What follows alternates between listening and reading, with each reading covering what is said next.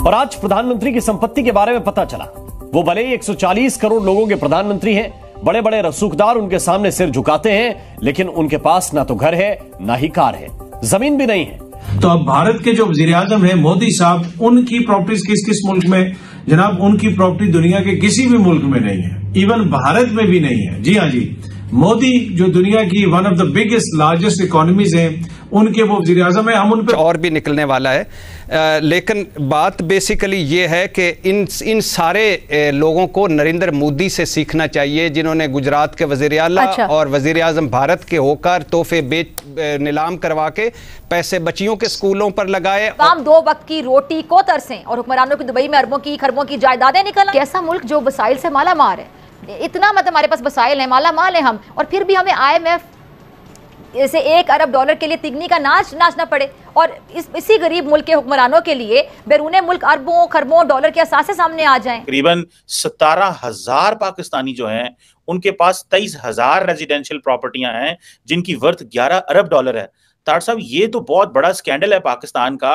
आप शुरू से ये कह रहे थे कि ये पाकिस्तानी वहां पे प्रॉपर्टीज खरीद रहे हैं।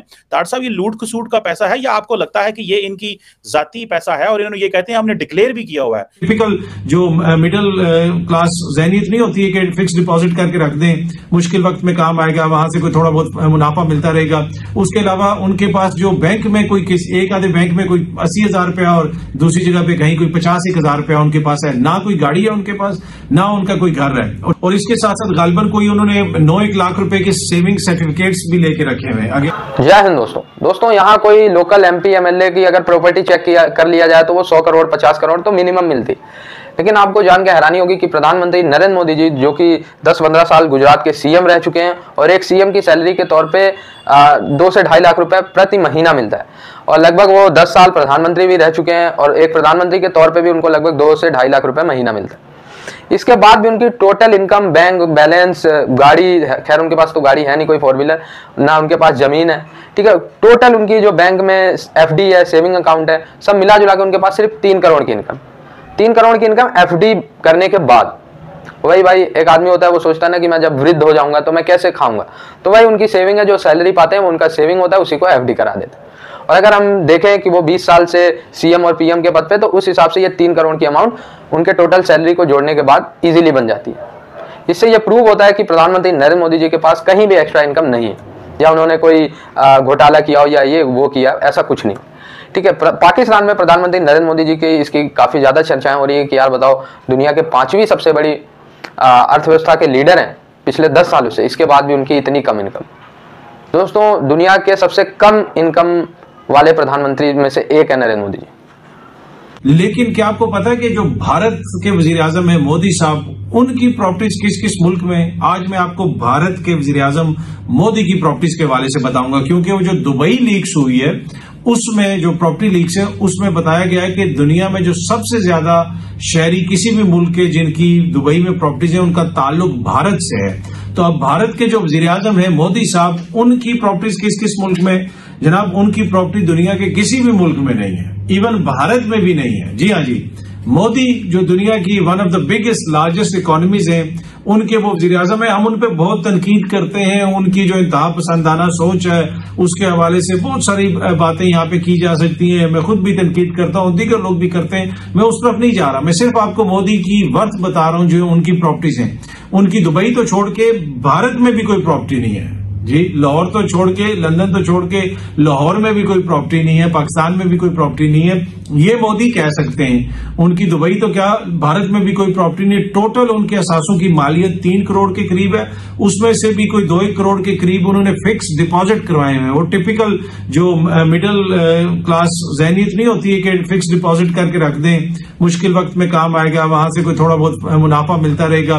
उसके अलावा उनके पास जो बैंक में कोई एक आधे बैंक में कोई 80,000 रुपया और दूसरी जगह पे कहीं कोई 50-1,000 रुपया उनके पास है, ना कोई गाड़ी है उनके पास, ना उनका कोई घर है। और इसके साथ साथ गालिबन कोई उन्होंने 9-1 लाख रुपए के सेविंग सर्टिफिकेट्स भी लेके रखे हुए हैं। अगेन वही के बुरे वक्त में जो है काम आ जाएंगे।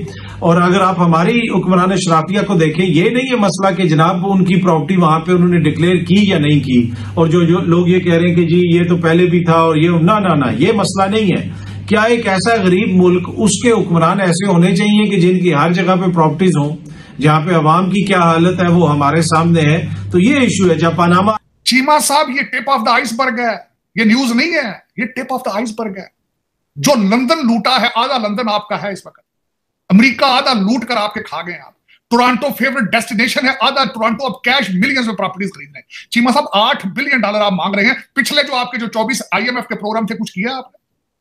सैलाब जदगान की सारी इमदाद है इसके अंदर, इसमें जलजला जदगान का खून है। इस अगर खबर होगी, ये क्या खबर हुई कि लूट के खा गए? पनामा लीक वाले थोड़े थे जो खा गए थे, कुछ हुआ था उसको सिवाय सियासी तौर पे इस्तेमाल करने के लिए।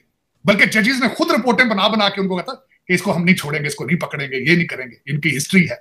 कहते गंजे हिस्ट्री हो गए हैं सारे। चीमा साहब ये मजाक है, ये मजाक है। खुदारा तरस करो, अपने आप से तरस करो, तुझे खुदारा। चीमा साहब ये कुछ भी नहीं है, बल्कि आप 11 बिलियन कह रहे हैं, मैं यहां खबरें पढ़ रहा हूं 12 बिलियन है इसकी। और ये तो सिर्फ अभी जो कुछ लोग जो बेनामी से प्रॉपर्टियां हैं वो, जो कमर्शियल प्रॉपर्टियां हैं वो, जो दूसरों के नामों पे, जो दूसरी कारपोरेशनों पर रजिस्टर करा के लिए वो, ये तो कुछ 30-35 बिलियन डॉलर का फ्रॉड है। और चीमा साहब आपने 76 साल अपनी मां के कपड़े पाड़े हैं, एक दिन का नहीं हुआ ये काम।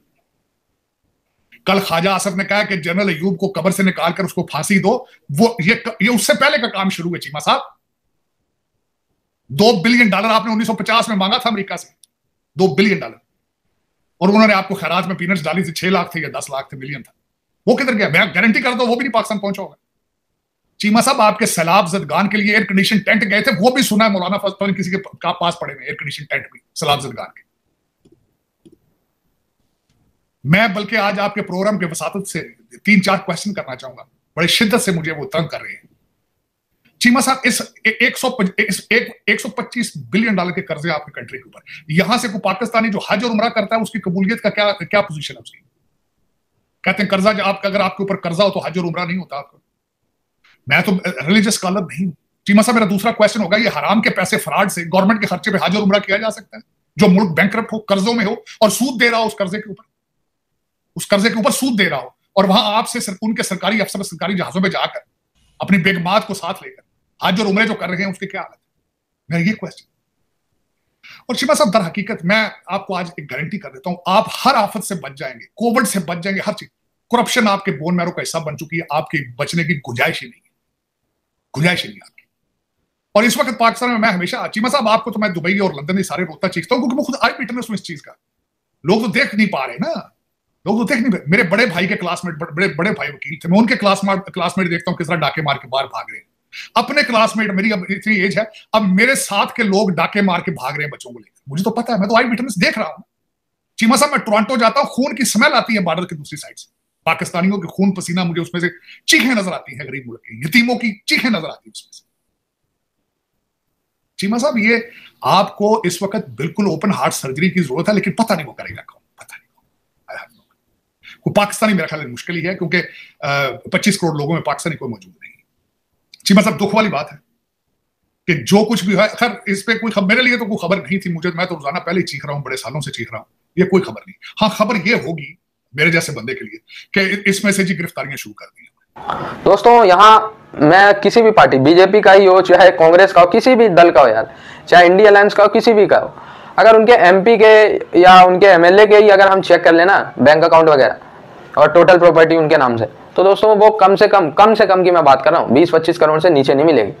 अभी राहुल गांधी जी की कई सौ करोड़ में है, ठीक है, तो हर कई सौ करोड़ ये बिना PM बिना CM बने इनके इनकम है। मैं खैर किसी पे आरोप नहीं लगा रहा हूँ, पाकिस्तानियों का भी यही हाल है कि पाकिस्तान के प्रधानमंत्री शहबाज शरीफ, नवाज शरीफ, इनका आप यकीन नहीं करेंगे 500-500 करोड़ की प्रॉपर्टी UAE में, सऊदी अरेबिया में, अमेरिका में, ठीक है। तो आप लोगों को इसी से समझना चाहिए और आप लोगों को अनुमान लगाना चाहिए कि अगर प्रधानमंत्री नरेंद्र मोदी जी को कमाना ही होता तो वो अब तक कितना कमा चुके होते, कितना बना चुके होते।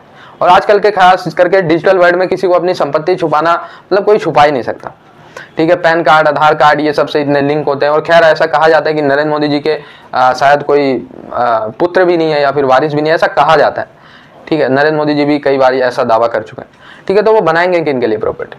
एक बार उन्होंने खुलासा किया था कि वो कुछ पैसों का FD कराते हैं, क्योंकि जीवन का कुछ ऐसा काल आता है जहाँ पे कोई भी साथ नहीं देता, ऐसा नरेंद्र मोदी जी कह रहे थे। तो उन समय के लिए मैं कुछ अपने पैसे जो भी मेरे बचते हैं उसको FD करा देता हूँ, ताकि उस समय पे मैं उन पैसों का उपयोग कर सकूं और हंसते हंसते मैं ऐसा वो कुछ बोल रहे थे, ठीक है। जो FD का अभी ये 3 करोड़ टोटल इनकम बताएगी, 3 करोड़ आप इसी से अनुमान लगा सकते हैं कि वो 25 से 30 साल शासन में रह चुके हैं, CM और PM रह चुके हैं। 25 से 30 साल में अगर कोई बंदा 3 करोड़ का टोटल इनकम रखता है तो उसी से उसकी महानता आप चेक कर सकते हैं। बाकी आप लोगों की राय अपनी है। और दोस्तों कई दिनों से मेरे चैनल पे उतने व्यूज़ भी नहीं आ रहे, तो आप लोग अपना सपोर्ट जरूर बना के रखना। जुड़े रहे इस वीडियोज़ के लिए, तब तक के लिए धन्यवाद। जय हिंद।